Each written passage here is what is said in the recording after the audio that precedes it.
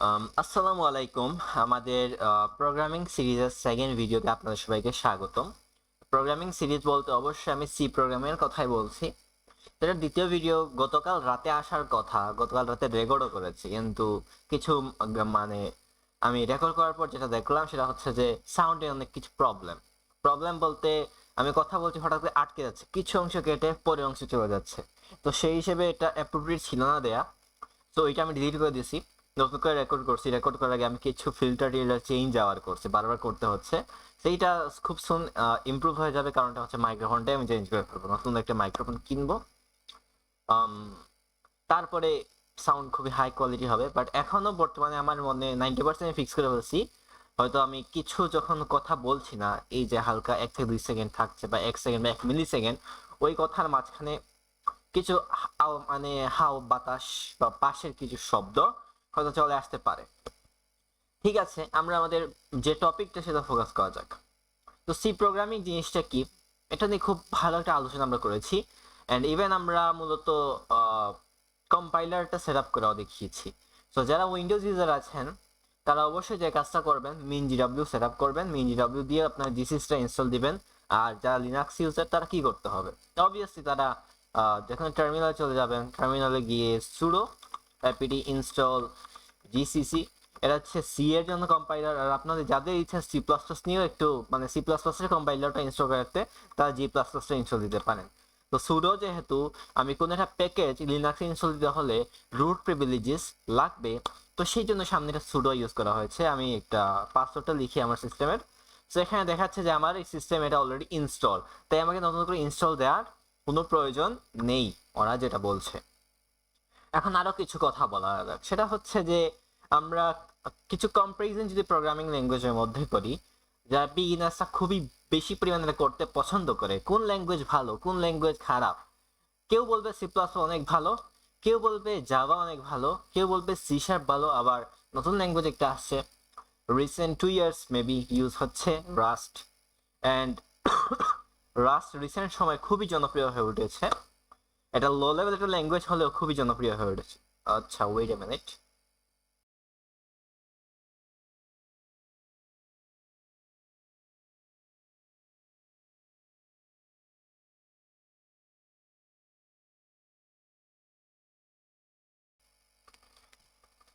আচ্ছা, মাঝখান থেকে একটু ক্ষমা চাই, এটা হচ্ছে আমার খুবই কাশি আছে, সেই জন্য একটু সাউন্ডটা একটু অফ করতে হয়েছে। এটা মনে হয় 1 মাস অলরেডি হয়ে গেছে কাশি হওয়ার, কিন্তু কমার কোনো নামগন্ধ কিছু নেই। যাই হোক, আমরা একটু টপিকে ফোকাস করা যাক। সেই ধরনের আমরা আলোচনায় যাব না, বাট কথা হচ্ছে আমার কিন্তু ভবিষ্যতে প্ল্যান আছে সিপি বা কম্পিটিটিভ প্রোগ্রামিং এর প্লেলিস্ট বানানোর। তো সেই জন্য আগে প্রোগ্রামিং এর বেসিকটা তো কভার করতে হবে, যে কোনো ল্যাঙ্গুয়েজ ধরতে হবে। তো আমরা বেসিক্যালি 2টা ল্যাঙ্গুয়েজ ধরি, একটা হচ্ছে সি প্লাস অথবা জাভা। যে কোনো 2টার মধ্যে একটা আমাদের শিখতে হবে কম্পিটিটিভ প্রোগ্রামিং এর জন্য। আচ্ছা, সিপি বা কম্পিটিটিভ প্রোগ্রামিং হচ্ছে প্রোগ্রামিং কম্পিটিশন। এখানে ম্যাথমেটিক্যাল লজিক এইগুলোর উপর ভিত্তি করে কিছু প্রবলেম দেয়, এগুলো সলভ করতে হয়। সো ধরেন 2জন মানুষ আছে, একজন হয়তো এরকম দেখা গিয়েছে যে তার 2জনই অ্যাকচুয়ালি সেম প্রোগ্রামই করছে, হয়তো একজন সি প্লাস একজন জাভাতে করছে।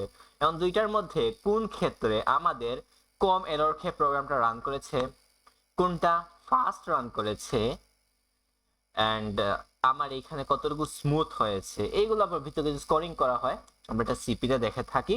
বাট ওইটা সামনে আমাদের আগে ল্যাঙ্গুয়েজে বেসিকটা কারো করতে হবে, তারপর ডাটা স্ট্রাকচার নিয়ে পড়াশোনা করতে হবে, তারপরে আমরা সরাসরি সিপি মানে প্রবলেম সলভিং যেটা ওইটা করতে পারবো। আদারওয়াইজ এটা সম্ভব না, তো আমাদের আগে কভার করতে হবে। তো অনেকেই আছে সি না করে সি প্লাস প্লাসেও চলে যায়, আমরা সেটাও সাজেস্ট করছি না। আমাদের সাজেস্ট থাকবে আগে সিটা শেষ করি। সিটা শেষ করলে সি প্লাস প্লাস খুবই স্মুথ, সি প্লাস প্লাস খুবই ইজি হয়ে যাবে। আপনি একটা কোড অনেক বেশি শুনবেন, সেটা হচ্ছে সি প্লাস প্লাস হচ্ছে one of the fastest language, আবার সি প্লাস প্লাস হচ্ছে one of the hardest language. ঠিক আছে, তো এই জন্য তো আমরা সি প্লাস প্লাস সহজ করতে চাই আপনাদের জন্য, এই জন্য আমরা সিটা আগে শেষ করা উচিত বলে মনে হয়।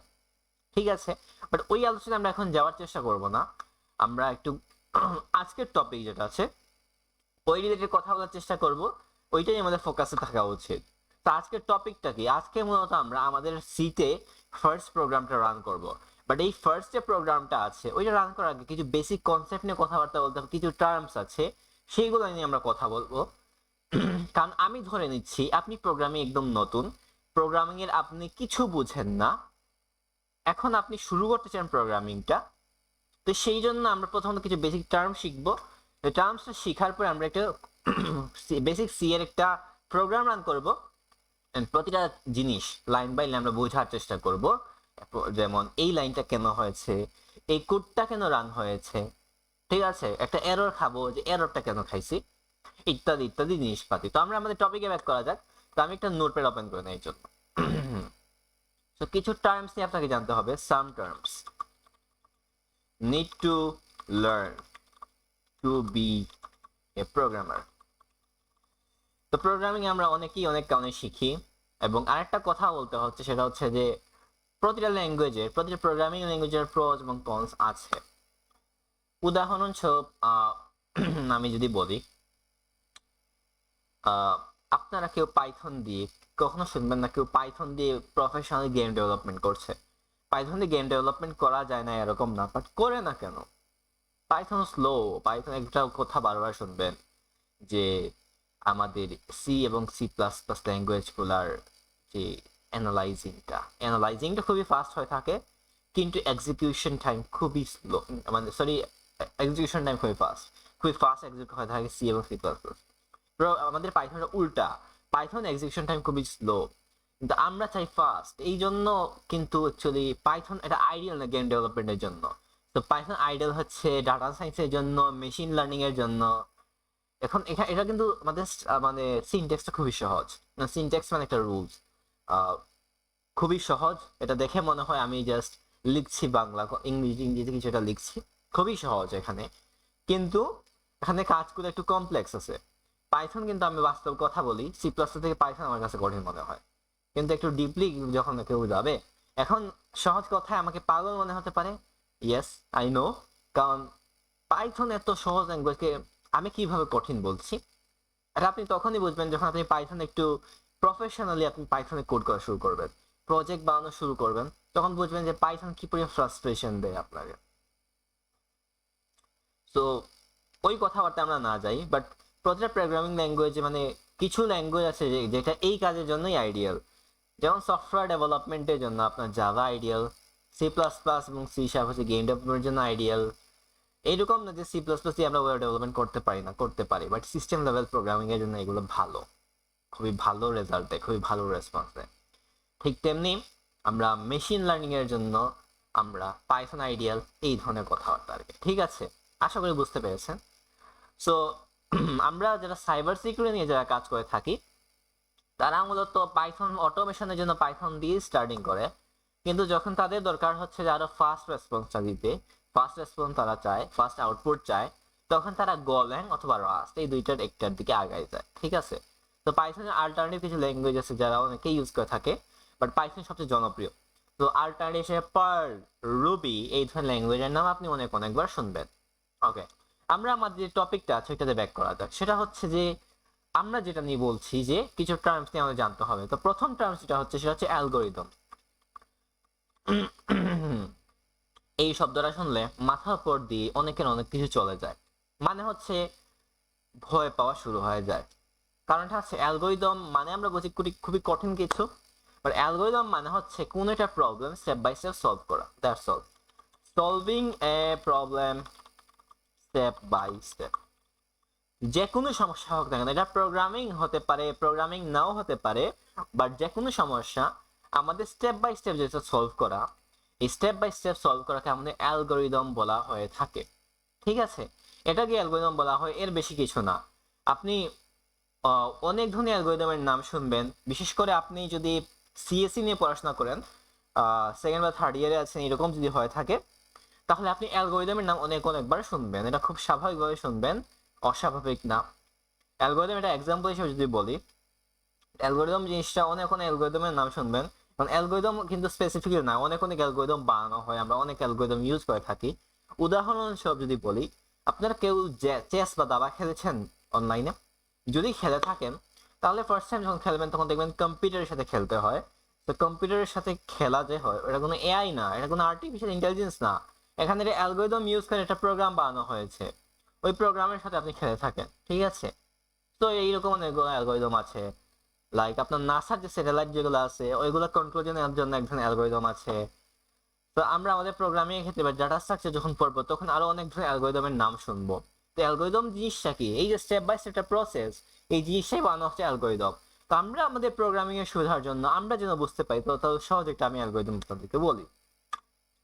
তো অ্যালগরিদমের সহজ একটা এক্সাম্পল যদি বলি, যে এক্সাম্পলটা হচ্ছে আমাদের 10 এবং 12 এগুলো হচ্ছে দুইটা পূর্ণ সংখ্যা, এই দুটো যোগ করে এটা আউটপুটটা আমাদের প্রিন্ট করা, আউটপুটে ডিসপ্লে করা, এইটা আমাদের করতে হবে। তো এইটা অ্যালগরিদমটা কি হতে পারে? যদি এটা আমার প্রশ্ন হয় আপনাদের প্রতি, উত্তরটা কি হবে?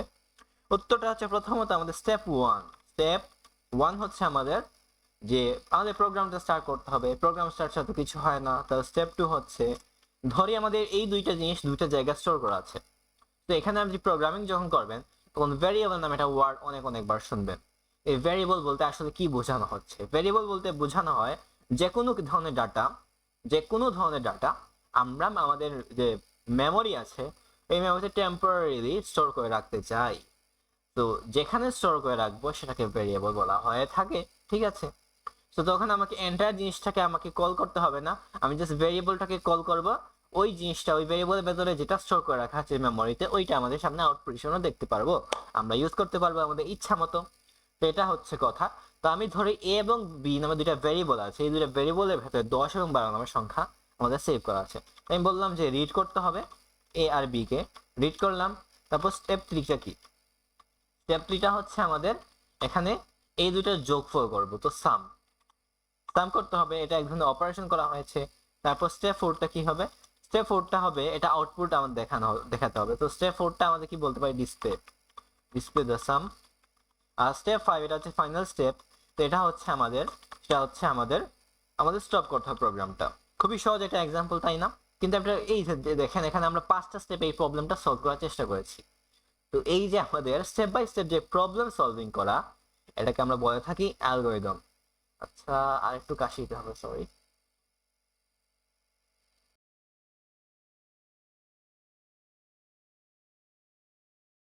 আচ্ছা, আমরা একটু বুঝলাম যে অ্যালগরিদম জিনিসটা কি। এখন আরেকটা ওয়ার্ডের সাথে পরিচয় হতে হবে, সেটার নামটা হচ্ছে ফ্লোচার্ট।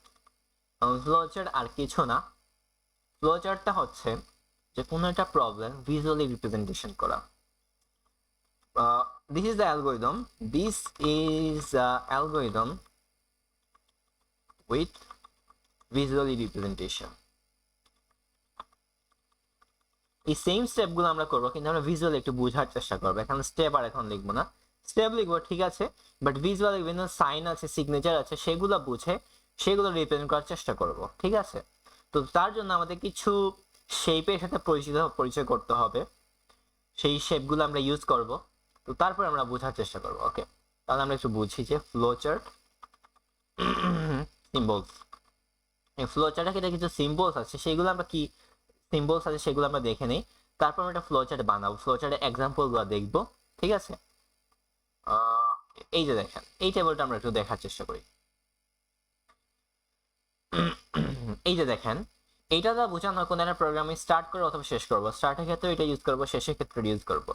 এরপর ধরেন এটা ফার্স্ট স্টেপটা শেষ হয়ে গেছে, সেকেন্ড স্টেপে যাবো। তো এইটার জন্য এটা বোঝানোর জন্য সিকোয়েন্সটা বোঝানোর জন্য আমাদের এটা অ্যারোজ ইউজ করতে হবে। তারপর এটা হচ্ছে ইনপুট অথবা আউটপুট করার জন্য, তারপর এটা হচ্ছে কোনো একটা প্রসেসের জন্য, আর তারপর এটা হচ্ছে ডিসিশনের জন্য, ঠিক আছে? তো এই সিম্বলগুলো আমরা ইউজ করব। তো এটা আপনি দেখে নেবেন, গুগল করতে হবে, বা আমি লিঙ্ক দিয়ে দিব হয়তো আমি ডেসক্রিপশনে এইগুলোর এজেন্সিয়াল লিঙ্কগুলো দিয়ে দিব, দিয়ে সেটা ফলো করবেন, আমার ইনস্ট্রাকশনটা ফলো করবেন, দ্যাটস অল। আমি যেটা চাচ্ছি এটাই, দ্যাটস অল। তো এখন আমরা কিছু প্রোগ্রাম দেখতে পারি। তো উদাহরণস্বরূপ আমি প্রথমে যেটা নিয়ে চেষ্টা করব বা যেটা নিয়ে আমরা শুরু করব, সেটা হচ্ছে যে আমরা প্রথমত এই যে প্রবলেম যেটা এখানেই লিখেছি, এই প্রবলেমটা আমরা সলভ করব। এখন আমরা ফ্লোচার্ট ইউজ করব। তো এখন আমরা ফ্লোচার্ট ইউজ করে এই যে সেম প্রবলেম যেটা আমরা এখানে লিখেছি, তো এই প্রবলেমটা আমরা সলভের চেষ্টা করব। আচ্ছা, এইটার এই ওয়েবসাইটে ইউজ না করি, এটা কিছু প্রবলেম করে, আমি অন্য একটা ভালো একটা ওয়েবসাইট ইউজ করি, যে ফ্লোচার্ট মেকার নামে মেকার সার্চ করি। তো আমরা একটা বেসিক ফ্লোচার্ট তৈরি করব যেহেতু, তো আমরা একটা ওয়েবসাইট ইউজ করি এবং সেখানে আমরা একটা ফ্লোচার্ট তৈরি করব, দুইটা ফ্লোচার্ট তৈরি করব। প্রথম ফ্লোচারটা হচ্ছে আমরা যে এক্সাম্পল দিচ্ছি, আর একটা ডিসিশন মেকিং সহ একটা ফ্লোচার্ট আমরা তৈরি করার চেষ্টা করব। এটা না, এটা না, ওকে, এটাই দিই, ফ্লোচার্ট। ওকে, দেখা যাক, যদি একটু সময় নেবে সমস্যা নেই।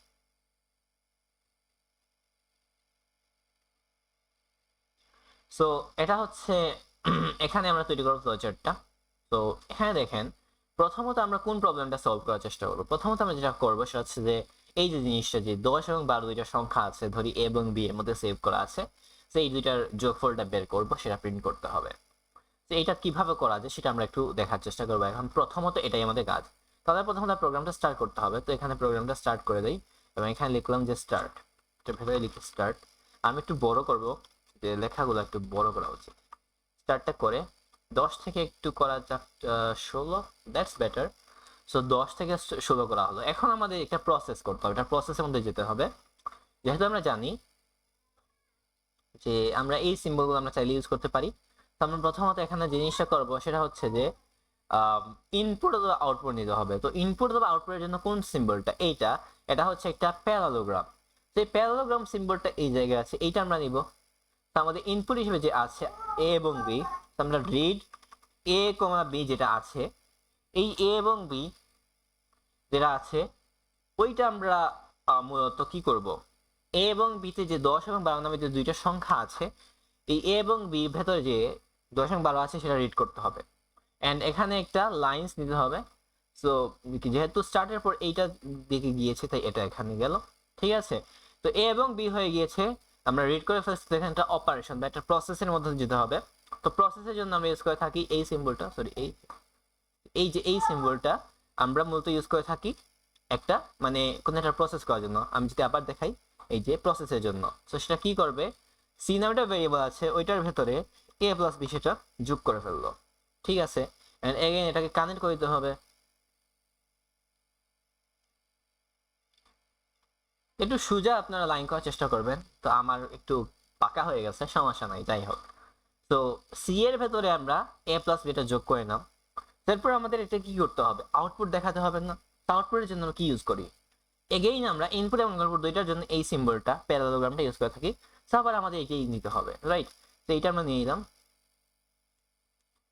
এটা নিলাম আমাদের ডিসপ্লে সি। আর এগেইনটা কানেক্ট করে দিই। এন্ড লাস্টলি আমাদের যেটা করার চেষ্টা করবো সেটা হচ্ছে আমাদের ক্লোজ দ্য প্রোগ্রাম বা স্টপ। এটার ভেতরে আমি লিখলাম স্টপ। আর এটা কানেক্ট করা যাক। এটা হচ্ছে আমাদের বেসিক ফ্লো চার্ট, একটা জাস্ট বেসিক এটা ফ্লো চার্ট। ফ্লো চার্ট এটাই যে এরকম না, আরো এক্সাম্পল আছে। আমি যদি দেখাই যে ফ্লো চার্ট এক্সাম্পলস, তাহলে আমরা অনেকগুলো ফ্লো চার্ট এক্সাম্পল দেখাতে পারি আপনাদেরকে। যে some flowchart examples with business flowchart example in C বা for programming বা in C আমি দেখাই যে এটা হচ্ছে বেটার একটা জিনিস। তো এখানে অনেকগুলো এক্সাম্পল আপনি দেখতে পারবেন। অ্যাডভান্সে যাই।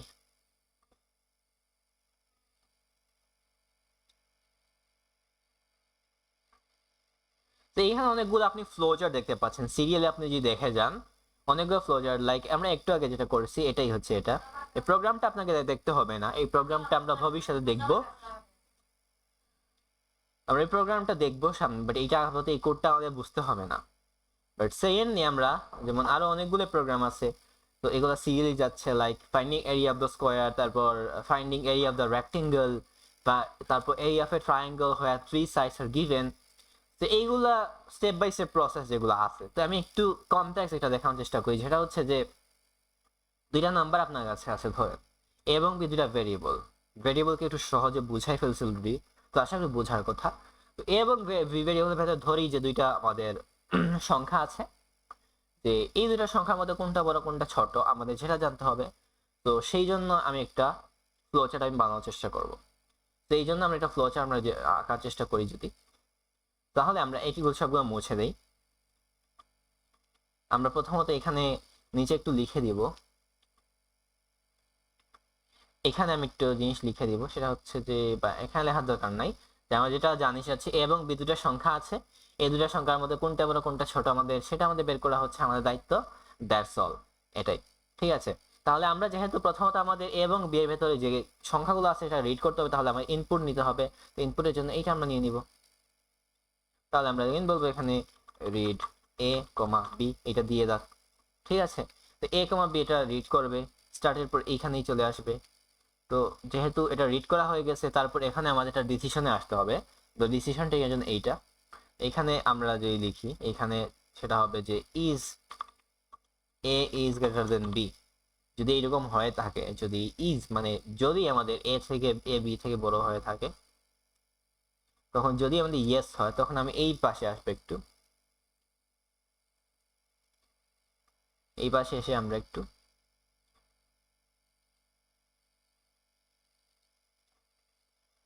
একটু কার্ভ লাইন, স্ট্রেট লাইন, আচ্ছা স্ট্রেট লাইন,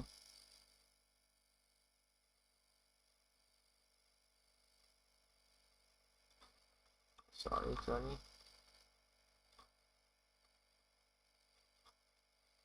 একটু প্রথমত এটা ক্লোজ করে নেই, তারপর আমি একটু লাইনগুলো একটু নেই, যেমন কার্ভ লাইন বা straight line what ever. Straight line দিয়ে প্রথমত এখান থেকে এটা ড্র করা হয়ে গিয়েছে, তারপর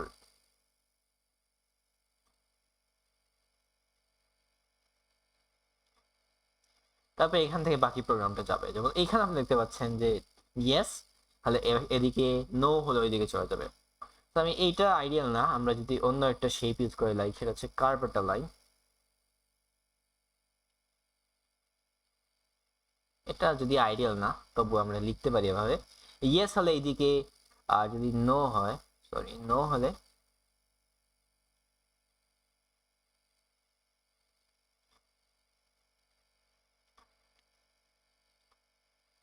ইয়েস হলে এখানে একটা আসবে।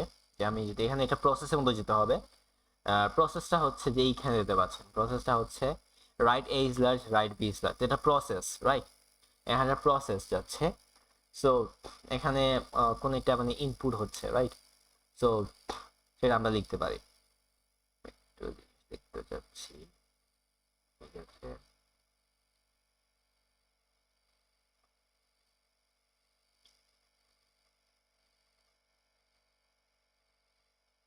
তো আমরা একটা প্রিন্ট করবো তখন, যে এখানে একটু প্রিন্ট করা যাক, এই যে এটা এখানে আউটপুট তখন করবো যে এখানে একটা আউটপুট আসবে তখন।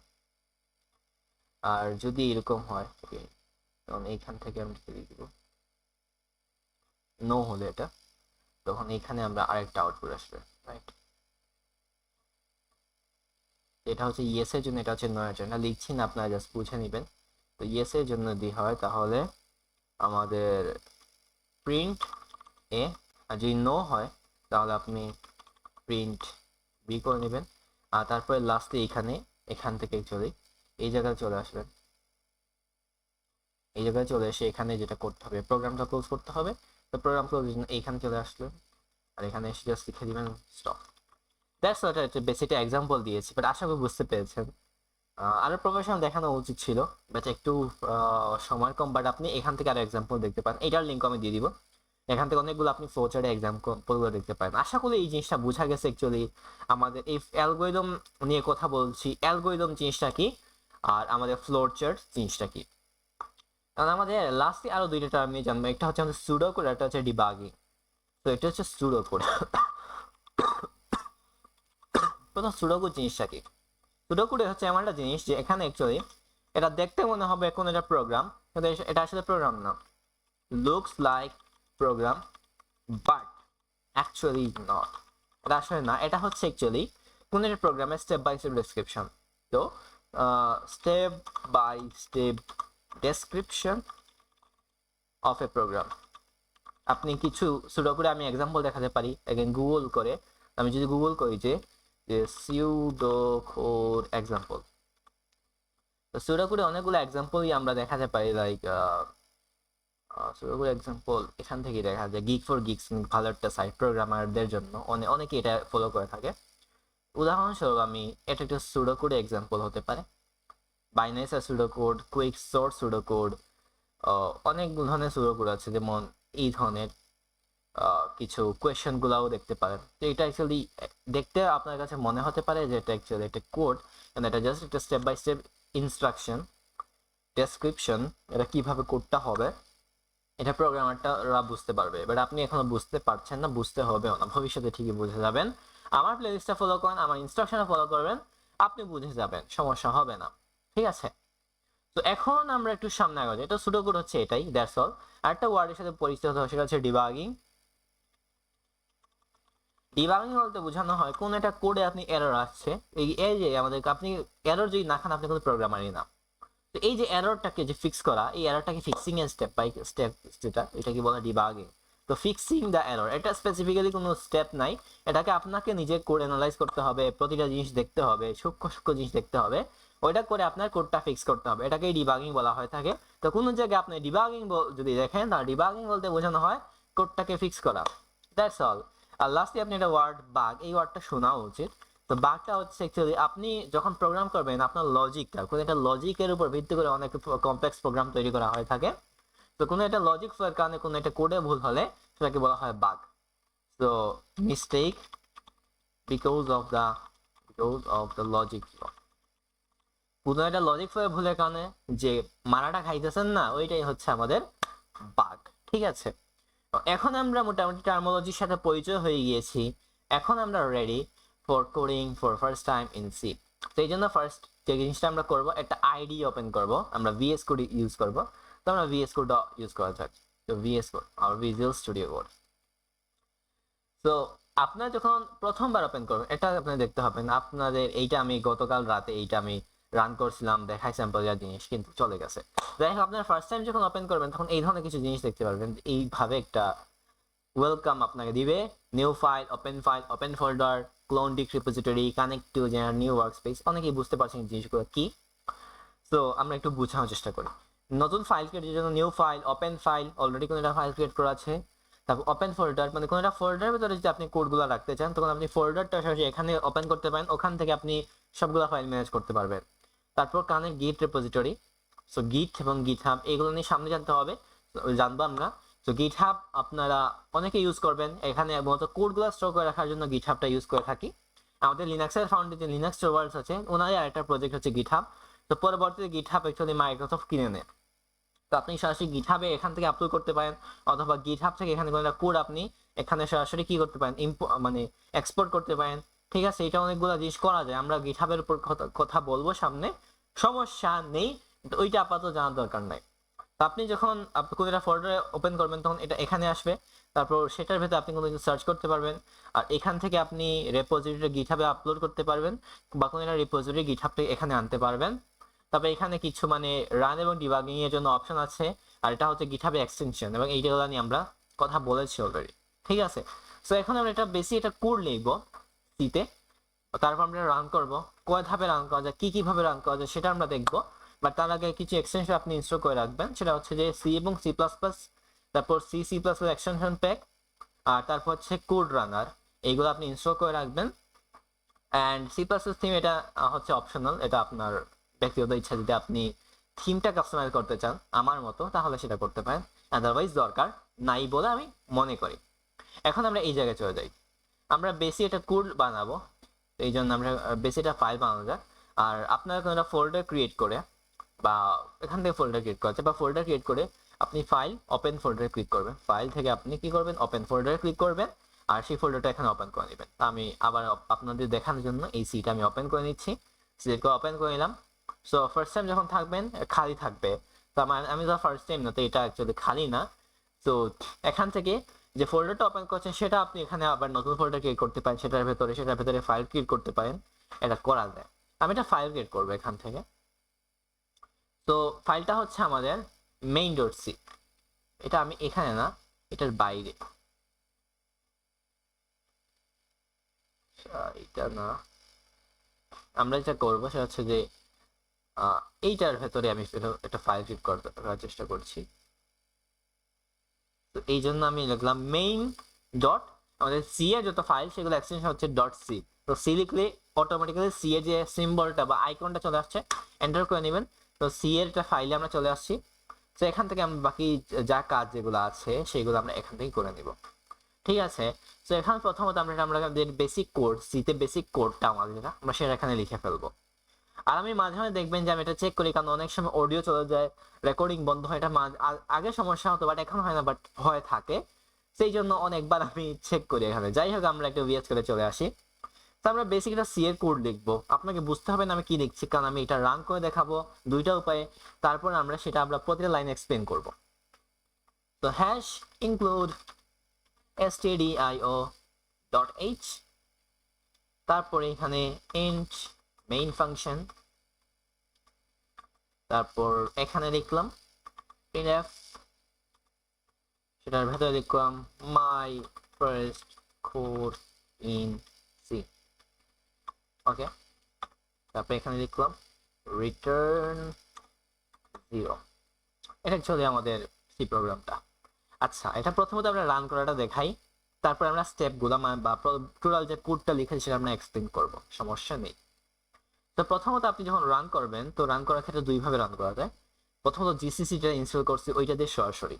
এটা কিভাবে করা যায়, আপনি নিচ থেকে আপনি একটু টার্মিনালটা ওপেন করবেন। তো এটা ওপেন হয়েছে, আপনি টার্মিনাল ক্লিক করবেন, তো আপনার লোকেশন, বর্তমান লোকেশন যেখানে আছে সেখানে চলে যাবে। তো ক্লিয়ার করলাম টার্মিনালটা।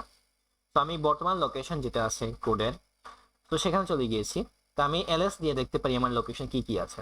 তো মেইন ডট সি এটা আছে। তো আমি যেটা করতে হবে, জিসিসিটাকে মেনশন করে তারপর মেইন ডট সি লিখবো। তখন এখানে একটা ডট আউট একটা ফাইল ক্রিয়েট হবে। ওই আউটপুট ফাইলটা হচ্ছে আমাদের বাইনারি বা মেশিন কোড। আমি যদি জাস্ট রান করি, অটোমেটিক্যালি এ ডট আউটটা ওপেন হয়েছে। তো এটা আমি কিভাবে রান করা যায়, ডট স্ল্যাশ দিয়ে আমি এ ডট আউটটাকে আমি রান করতে পারি। তারপর এটা রান করলে এই যে লাইনটা my first code in C, এইটা প্রিন্ট করবে। এই যে দেখছেন, এটাই আমাদের প্রিন্ট করেছে। এটা হচ্ছে একটা ওয়ে। আরেকটা ওয়ে আছে, সেটার জন্য আপনি কোড রানার যেটা আছে ওইটা অবশ্যই ইনস্টল করবেন। বাট আরেকটা কথা বলতে হয়, সেটা হচ্ছে কোড রানারটা আপনি ইনস্টল করলে এই আইকনটা দেখতে পারবেন। তো এইটার সাইডে এইটাতে ক্লিক করেন, তখন কিছু অপশন পাবেন। আর আপনার আইডিয়ালি আপনি যখন কোন একটা প্রোগ্রাম ফার্স্ট টাইম লিখছেন, রান করার আগে প্রথমত ডিবাগ এটা ক্লিক করতে হয়। ডিবাগিংটা হচ্ছে বেস্ট। ডিবাগিং করলে কি হয়, কোনো এরর আছে কিনা সেটা আমাদের দেখাই দিবে। তো আমরা এটা ক্লিক করা যাক, দেখা যাক কি আমাদের অ্যাকচুয়ালি শো করে। একটু সময় নেবে, বাট সমস্যা নেই, ঠিক আছে। আর এই যে কি আছে এটা এখন বোঝার দরকার নাই, এটা আমরা সামনে বুঝবো। এই এখানে আরো অনেকগুলো কিছু জিনিস আছে, কিছু কনফিগারেশন আছে, বাট যেহেতু আমরা নতুন একদম, তো এটা বোঝার কোনো দরকার বলে আমি মনে করছি না। এখানে কোনো ধরনের আপনি এরর পান নাই, তাহলে এখানে কোনো কিছু সমস্যা নেই। তো আপনি এখন যেটা ক্লিক করতে পারেন, জাস্ট রান কোড। তো রান করে ক্লিক করার ফলে কি হয়েছে, এখন যে my first code in C এটা এখানেই ক্রিয়েট হয়েছে, মানে এখানে দেখাইছে এবার একটা মেইন নামে একটা কিছু একটা প্রিন্ট হয়েছে। এটা এখন আমাদের মূলত এটাই হচ্ছে এই যে মেইন যেটা এখানে দেখতে পাচ্ছেন, এইটা হচ্ছে আমাদের সরাসরি বাইনারি কোড না অ্যাকচুয়ালি, বাট এটা অ্যাকচুয়ালি ক্রিয়েট হয়ে থাকে যখন আমি রান কোড দিয়ে করে থাকি। ওকে, তো আশা করি বুঝতে পেরেছেন। তখন প্রতিটা লাইন আমরা একটু বোঝার চেষ্টা করি। প্রথমত হ্যাশ ইনক্লুড দিয়ে যা লেখা হয় প্রতিটাকে আমরা হেডার বলে থাকি, বা আমরা সিতে লাইব্রেরিও বলতে পারি। এগুলো কিছু হেডার আছে, এই হেডারগুলো আমরা ইউজ করতে হয় আমরা যখন সিতে কোড করব। তো হ্যাশ ইনক্লুড দিয়ে যদি শুরু হয়, এর মানে এটা হচ্ছে আমরা কোনো একটা হেডারকে স্পেসিফাই করতে চাই। আর stdio.h, stdio মানে হচ্ছে স্ট্যান্ডার্ড ইনপুট আউটপুট, আর h মানে বোঝানো হয় হেডার। তাহলে এটা হচ্ছে একটা স্ট্যান্ডার্ড ইনপুট আউটপুট হেডার। ওকে, তো আরো অনেকগুলোই হেডার আছে, এটা একমাত্র হেডার না, বাট এই হেডারটা সবচেয়ে বেশি ইউজ হয়। কারণ আপনি যদি কোনো কিছু ইনপুট নিতে চান, কোনো কিছু আউটপুট করাতে চান, তার জন্য এটাই আমাদের লাগবে। ঠিক আছে, বুঝতে পেরেছি আশা করি। তারপর আমরা একটু নেক্সট লাইনে আসি, ইন্ট বা ইন্টিজার। ইন্টিজারের কে শর্টে ইন্ট বলা হয়। ইন্ট বলতে প্রোগ্রামিং এ পূর্ণ সংখ্যা বোঝানো হয়। কথাটা আমি আবার বলতে চাই, ইন্ট বলতে আমাদের প্রোগ্রামিং এ পূর্ণ সংখ্যাকে বোঝানো হয়ে থাকে। আর মেইন হচ্ছে একটা ফাংশন, আর এই মেইন ফাংশনটা দিয়ে আমাদের মতো কোড করা শুরু হয়। তো মেইন দিয়ে বোঝানো হচ্ছে মেইন একটা ফাংশন। ফাংশন বোঝার একটা ওয়ে হচ্ছে ফাংশনের নামের পর একটা প্যারেনথিসিস থাকে, আর প্রোগ্রামিং এ প্যারেনথিসিস বলতে ফার্স্ট ব্র্যাকেটকে বোঝানো হয়ে থাকে। তো কোনো একটা নামের পরে যদি প্যারেনথিসিস এভাবে থাকে, তাহলে তার বুঝে নিতে হবে এটা একটা ফাংশনকে স্পেসিফাই করেছে। বাই ডিফল্ট এই প্যারেনথিসিসের ভেতরে খালি থাকে, বাট আমি চাইলে স্পেসিফাই করে দিতে পারি কিছু জিনিসপাতি, সেগুলো আমি সামনে জানবো। বাট এই প্যারেনথিসিসের ভেতরে যেটা থাকে ওইটাকে আর্গুমেন্ট বলা হয়ে থাকে। এই যে সেকেন্ড ব্র্যাকেট, এই সেকেন্ড ব্র্যাকেটকে আমরা প্রোগ্রামিং এর ভাষায় কার্লি ব্রেসেস বলে থাকি। এই কার্লি ব্রেসেসের ভেতরে এই ফাংশনের বডি থাকে। তো বডিতে কি কি আছে, প্রিন্ট এফ নামে কিছু একটা আমি স্পেসিফাই করেছি, আর রিটার্ন নামে কিছু একটা স্পেসিফাই করেছি। এন্ড প্রিন্ট এফ এটা একটা ফাংশন, কিন্তু এগেইন দেখেন এই ফাংশনের ভেতরে এটাকে একটা আর্গুমেন্ট দেওয়া আছে, এবং এই প্রিন্ট এফ ফাংশনটা ইউজ করা হয়ে থাকে, বা প্রিন্ট এফ প্রোগ্রাম বলতে পারি। এটার ভেতরে যেটা থাকে সেটা হচ্ছে আমি কোনো কিছু প্রিন্ট করতে চাই সি এর মাধ্যমে, তখন আমরা প্রিন্ট এফ এই ওয়ার্ডটা ইউজ করতে হবে। অলরাইট, তো প্রিন্ট এফ এর লিখে আমরা কি লিখছি, যে একটা ডাবল কোটেশন ইউজ করে মাই ফার্স্ট করেছি। আবার বলি, প্রোগ্রামিং এ ক্যারেক্টার যেগুলো আছে অনেকগুলা ক্যারেক্টার, মানে 2 বা 2 এর অধিক ক্যারেক্টার মিলে যেটা গঠিত হয় সেটাকে আমরা স্ট্রিং বলে থাকি। তাহলে এটা হচ্ছে একটা স্ট্রিং, এই পুরোটা একটা স্ট্রিং। ইভেন 2টা অক্ষর হলে একটা স্ট্রিং, একটা ওয়ার্ড হলে একটা স্ট্রিং, এটা লাইন হলে একটা স্ট্রিং, ইভেন প্যারাগ্রাফ হলে এটাও স্ট্রিংই বোঝানো হয়। ঠিক আছে, তো এই জন্য এটা একটা স্ট্রিং। তো আর স্ট্রিং লেখার জন্য অবভিয়াসলি সিঙ্গেল কোটেশন অথবা আমাদের ডাবল কোটেশনের ভেতরেই লিখতে হবে, আদারওয়াইজ আমি এরর খাবো। আমি একটু এক্সাম্পল দেখাই, যে আমি এখন কোটেশন না দিয়ে সরাসরি লিখি, সরাসরি রান করি, জাস্ট দেখেন এখানে কি এরর খান, রান কোড। এই যে একটা এরর খাই ফেলছেন অলরেডি, কারণ স্ট্রিং আমাদের সবসময় একটা সিঙ্গেল কোটেশন বা ডাবল কোটেশনের ভেতরে লিখতে হবে। তো আমি সিঙ্গেল কোটেশনের ভেতরে লিখি, কোনো সমস্যা হবে না। তো এটা এগেইন আমি রান করি, ওয়েট আ মিনিট, ওকে। ও সিতে মেবি আমাদের সিঙ্গেল কোটেশনের ভেতরে লিখতে কিছু সমস্যা হয়ে থাকে, তো এটা আমরা একটু ডাবল কোটেশনের ভেতরে লিখি, সমস্যা হবে না। ঠিক আছে, আচ্ছা আমি একটু স্পেসিফাই করতে বলে গেছি, আমাদের স্থিতি আমাদের সিঙ্গেল ক্যারেক্টার হলে আমরা সিঙ্গেল কোটেশনের ভেতরে লিখবো, কিন্তু স্ট্রিং হলে অবভিয়াসলি ডাবল কোটেশনের ভেতরে লিখতে হবে। তো একমাত্র সিঙ্গেল এটা ক্যারেক্টার মাত্র একটা অক্ষর যদি হয় তখনই আমাদের সিতে আমরা সিঙ্গেল কোটেশন ইউজ করতে পারবো। ঠিক আছে, আর এখানে এই যে এটার পরে কি দিছি, একটা সেমিকোলন দিছি, কোন একটা কোডের শেষ বুঝাতে, C, C plus plus, Java, তারপর গোলেন, এই ধরনের অনেকগুলো ল্যাঙ্গুয়েজ এটা ইউজ হয়ে থাকে সেমিকোলন। একমাত্র পাইথনে সেমিকোলনটা ইউজ হয় না। এই সেমিকোলনটা বোঝানো হয় যে আমার এই লাইনটা এখানে শেষ করে দিয়েছি, আর এই সেমিকোলন না দিলে আবার এরর খাবেন, কিন্তু এটা আমি মুছে দিই, আপনি এটা রেড মার্ক চলে আসবে, এই যে রেড মার্ক চলে আসছে না, আপনি এরর খাবেন। তো এটা দেয়া মানে ফরজ, ঠিক আছে, এটা দেয়া অ্যাকচুয়ালি ফরজ, তো এটা আমাদের দিতে হবে। এই লাইনটা বলছিলাম, তারপর রিটার্ন জিরো দিয়ে আবার একটা সেমিকোলন। তো রিটার্ন জিরোটা কেন ইউজ হচ্ছে, রিটার্ন জিরো কোনো কিছু আমি বুঝতে পারছি না এখানে। তো রিটার্ন জিরোটা হচ্ছে আমাদের, এটা বোঝানো হয় থাকে কোন একটা প্রোগ্রামটা এখানে এন্ড হবে, এখানে শেষ করা হবে, এটা প্রিন্ট করে ফেলছে, এই প্রিন্ট করার পর এই প্রোগ্রামটা আমাদের ক্লোজ তো করতে হবে, আদারওয়াইজ এটা চলতে থাকবে। এই ক্লোজ এর জন্য জাস্ট রিটার্ন জিরোটা ইউজ হয়ে থাকে। তো এটা হয়তো অনেকে পার্থক্য এই জায়গায় বুঝবে না, কারণটা হচ্ছে এখানে জাস্ট সিঙ্গেল একটা জিনিস লিখেছে, কিন্তু যদি আমি এখানে আরো মাল্টিপল আর অনেক কিছু ফাংশন আমি ইউজ করতাম, হয়তো মাথার উপর দিয়ে যেত, যে এখানে আমি 2-3টা প্রোগ্রাম এখানে একই একটা ফাইলে লিখছি, তো এখন আমার দরকার ছিল যে জাস্ট একটা আউটপুট, এখানে 4টা আউটপুট আসছে, কারণ আমি বাকি 3টা আউটপুটে আমি রিটার্ন জিরো দেই নাই, যেখানে প্রোগ্রামটা ক্লোজ হয় নাই, প্রোগ্রামটা এন্ড হয় নাই, এটাই হচ্ছে সমস্যা। রিটার্ন জিরোটা সব সময় দিবেন, দিতে ভুলবেন না কখনো, আদারওয়াইজ অ্যাকচুয়ালি আপনার এক্সপেক্টেড আউটপুটটা, আপনার কোডটা ঠিক হলেও আপনার এক্সপেক্টেড আউটপুটটা আসবে না, কারণ আপনি আপনার প্রোগ্রামটা ক্লোজ করেন নাই। That's all. তো আশা করি বুঝতে পেরেছেন আমাদের এই যে বেসিক্স, এটা কোডটা বোঝার কথা। ওকে, এখন আমি একটা একটা ইন্টারেস্টিং জিনিস নিয়ে আমি আজকের টিউটোরিয়ালটা যেটা শেষ করতে চাই, সেটা হচ্ছে যে আমি একটা ফাইল ক্রিয়েট করব, সেটা হচ্ছে এটা ইন্টারেস্টিং জিনিস আপনাকে দেখাবো, সেটা হচ্ছে যে ex.c নামে একটা কিছু লিখি। তো সেটা হচ্ছে যে আমরা যেটা জানি সেটা হচ্ছে যে সেমিকোলন লাগেই আমাদের কোনো একটা কোড রান করতে, সিতে সেমিকোলন ছাড়া আমি আপনাকে রান করে দেখাবো, আপনারা এটা জেনে রাখেন, জেনে রাখা ভালো, তাই দেখাচ্ছি। এটা অনেকে বুঝবে না, কারণ এখানে আমি ইফ স্টেটমেন্ট মানে কোনো একটা কন্ডিশন অ্যাপ্লাই করে এটা করব। তো ইফ জিনিসটা বুঝতে হবে না, এটা নিয়ে সামনে ক্লাস আসতেছে, বাট বুঝেন মানে সেমিকোলন ছাড়া কিভাবে হয়ে থাকে জাস্ট দেখানোর জন্য। তো ইনক্লুড দিয়ে আমি stdio.h এই যে মানে এই যে stdio.h এটা আমি রান করে নিলাম, তারপর এখানে আমি এন্ড লিখে মেইন ফাংশনটা আমি স্পেসিফাই করলাম, তারপর এখানে আমি এটা বডি লিখলাম, বডির ভিতরে আমি একটা ইফ স্টেটমেন্ট লিখবো, এই স্টেটমেন্টের ভেতরে এখানে কন্ডিশন লেখার জন্য এইভাবে একটা কার্লি ব্রেসেস দেওয়া হয়, এইটার ভেতরে যে প্রিন্ট এফ দেই, দেখেন প্রিন্ট এফ দিলাম, এই প্রিন্ট এর ভেতরে যেমন হ্যালো ওয়ার্ল্ড, হ্যালো ওয়ার্ল্ড লিখলাম। আমি এবার কোনো কি করব না, আমি কোনো সেমিকোলন দিব না, আর ইফের ভেতরে আবার কন্ডিশন লেখার জন্য এইভাবে কার্লি ব্রেসেস দেওয়া হয়ে থাকে। দ্যাটস এখানে আমার কোডটা শেষ হচ্ছে, আর কিছু লেখার নাই। রান কোড লিখি, এই যে হ্যালো ওয়ার্ল্ড যে জিনিস এটা প্রিন্ট হয়ে গিয়েছে। আশা করি বুঝতে পেরেছেন, জাস্ট ফানের জন্য দেখিয়েছি, এটা বুঝতে হবে না আপাতত। তো আজকের ক্লাসে এতটুকুই, পরবর্তী ক্লাসে আপনাদের সাথে দেখা হচ্ছে। এন্ড পরবর্তী ক্লাসে আমরা ভেরিয়েবল ডাটা টাইপ, বিভিন্ন ধরনের ডাটা টাইপ যেগুলো আছে ওইগুলো আমরা জানবো, বুঝবো। এন্ড আমরা কিছু প্রবলেম সলভিং করবো ওই জায়গায়।